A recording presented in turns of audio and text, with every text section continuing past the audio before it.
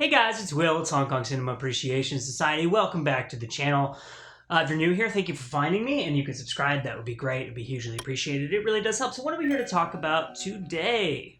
Wong Kar-wai. The series continues. I've done several videos about the films in this release and about Wong Kar-wai in general since this release was announced. You know that I'm a huge fan of Wong Kar-wai. If you watch the channel, he's one of the filmmakers who got me into Hong Kong cinema originally many years ago. And today we'll be talking about Happy Together, which is, I think, his sixth film and the fifth one in this set. It was released in 1997. It stars Tony Leung. It stars Leslie Chung. It stars Chung Chen, who is in, he's in Crouching Tiger, Hidden Dragon.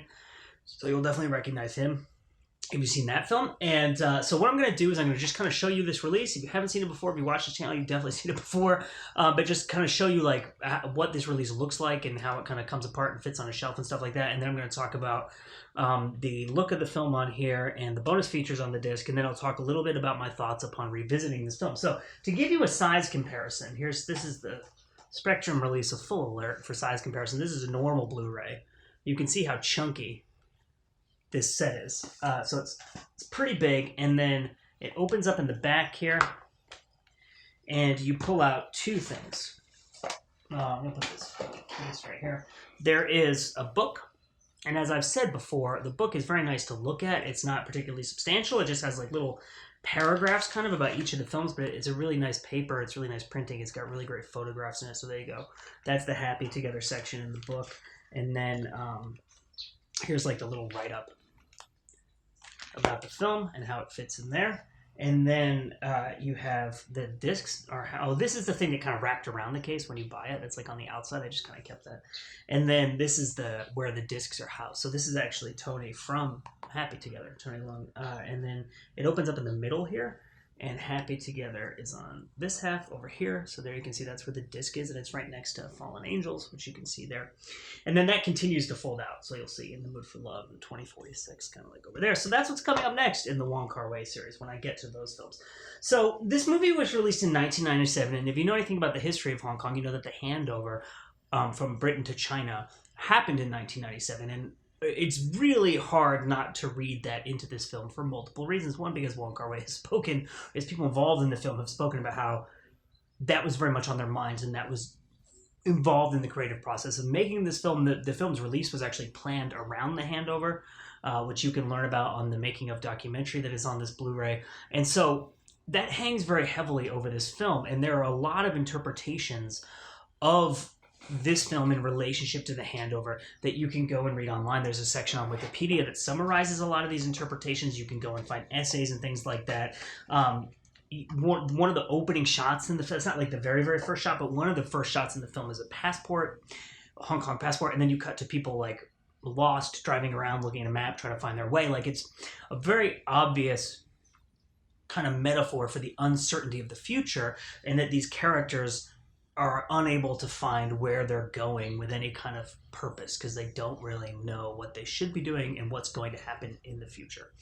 So, but I won't talk at length about that. And there's like a Taiwanese character as well, obviously. So there's like, you know, the relationship between Hong Kong and Taiwan and Hong Kong and China and all this kind of stuff. There's a lot of metaphors going on here. And I'm not going to talk too much at length about that because it has been talked about so much. And also, essentially, I would just be reiterating other people's opinions on that because that's not something that I pick up a little bit of that when I read it. Like, there are, like I said, there's that obvious thing of like there's a Taiwanese character and there's a Hong Kong character and like there's the passport shot and like there's really obvious stuff like that when they're driving around lost and they're looking at the map. But there's other stuff that is stuff that I never would have picked up on or I never would have interpreted that way. So just go and read about that if you're interested in that.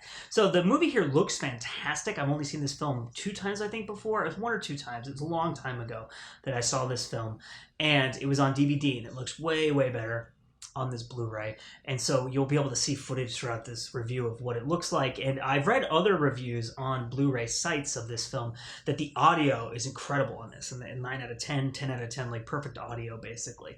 So that's, if you're like a big audiophile, that's another piece of kind of appeal to this release.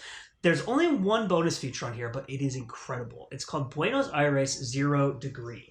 And this bonus feature is going to kind of figure into my impressions upon rewatching this film. But let me just explain to you what it is. And then the rest of the video will just be kind of a jumble of all of my thoughts on these things.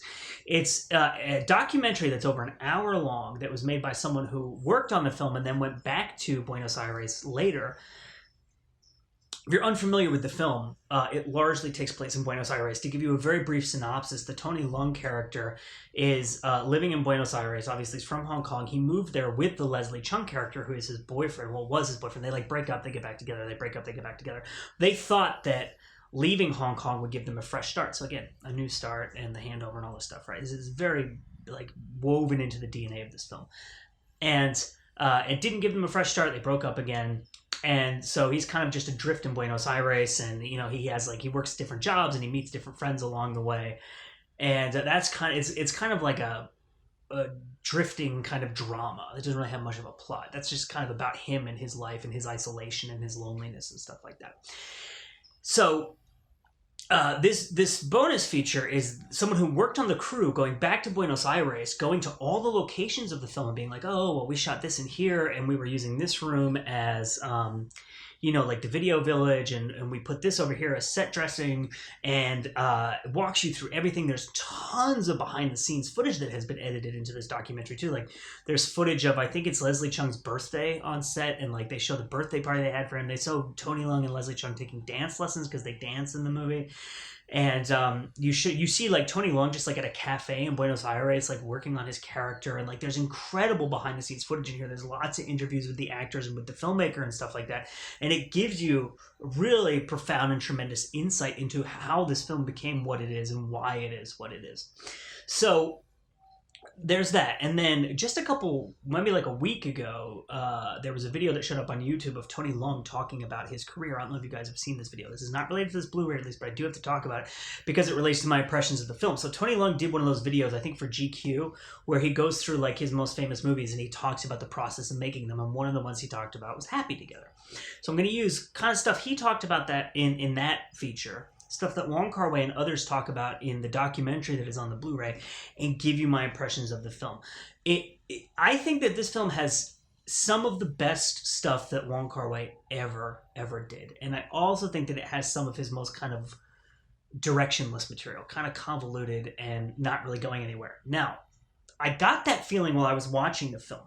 And then after I watched the film, I watched the making of. And Tony Leung and everyone, they talk about how they showed up in Buenos Aires. They thought they were going to make a film. They ended up standing around for weeks where Wong Kar-wai tried to figure out what the movie was about.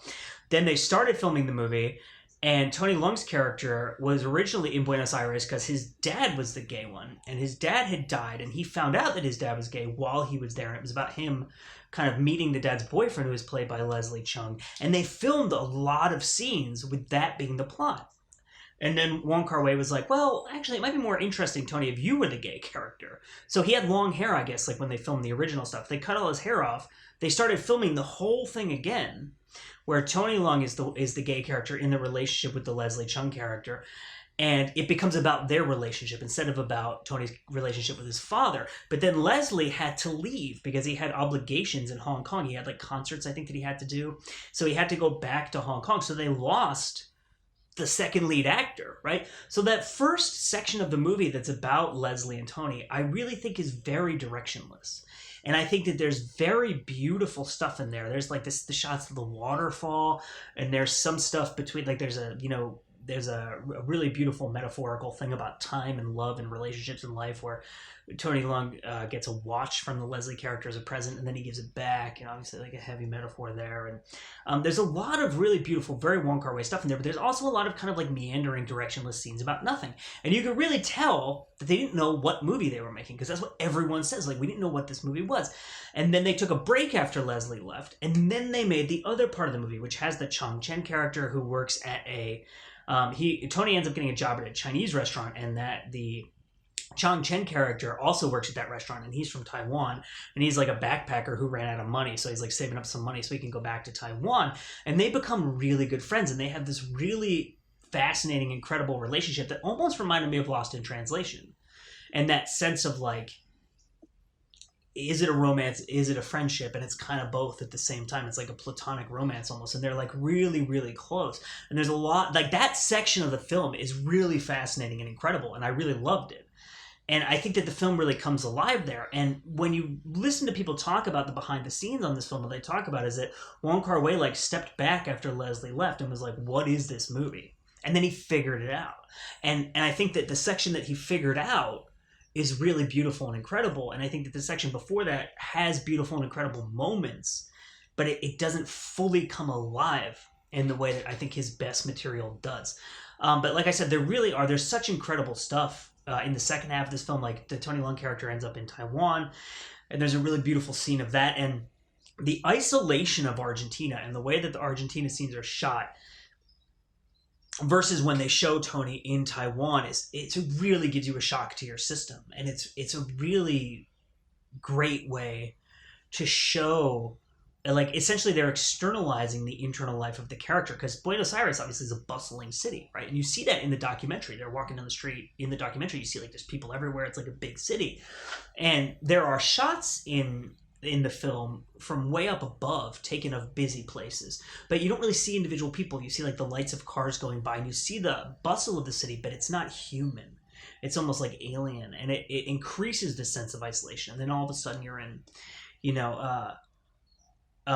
Taipei, and it's like really kind of shocking and powerful. And there's a section where the backpacker guy goes like all the way down to the south of Argentina to kind of to the end of the world, kind of, because that's where like the landmass stops. And there's a lot of really beautiful stuff in this film. But my kind of overriding feeling was that it never quite comes. There's a scene actually where Tony Leung wonders what it would be like if you saw Hong Kong upside down, and it's like an upside down shot of driving through Hong Kong, and it's like, it's really beautiful and incredible. Like I mentioned Tarkovsky when I spoke about Fallen Angels, and this sense of Wong Kar-wai moving past the French New Wave influence and starting to kind of develop his own style that's almost abstract imagery. And I think that abstract imagery really influenced Julian Schnabel, because when I watch Happy Together, I see a lot of Before Night Falls, which is the Julian Schnabel film with Javier Bardem, which came out, I think, 2001. And, like I said, the shots of the waterfall, the shots of the Hong Kong upside down, some of the shots of Taipei, some of the shots of the landscapes in Argentina, and just kind of like the general sense of loneliness, but also poeticism and romanticism that you see in this film. I think you see in Julian Schnabel and Sofia Coppola, who's hugely influenced by Wong Kar-wai. So it's not a bad movie by any means. I don't think Wong Kar-wai has ever made, like, I've never seen My Blueberry Nights. I don't think Wong Kar-wai has ever made a genuinely bad film. I just think that there are sections of this film that are uneven, and I think if you watch the behind-the-scenes material, you really see why, because he didn't know what this movie was, and then he figured it out, and once he figured it out, it became really powerful. So my name is Will. This is Hong Kong Cinema Appreciation Society. I'm talking about the World of Wong Kar-wai box set, which is out from Criterion Collection. I believe that's out in the UK now too, so US and UK. And there's a lot of like editions of these films that are coming out now. Like Nova Media is putting out, I think, like steel books and stuff of all the Wong Kar-wai films, and I think Koch or Koch Media in Germany is putting it out too. So there's a lot of ways to get these films. It's Happy Together, 1997, written and directed by Wong Kar-wai, shot by Chris Doyle, Tony Leung, Leslie Chung, Chang Chen. My name is Will. It's Hong Kong Cinema Appreciation Society. All that stuff. Thank you for watching, and we will see you next time.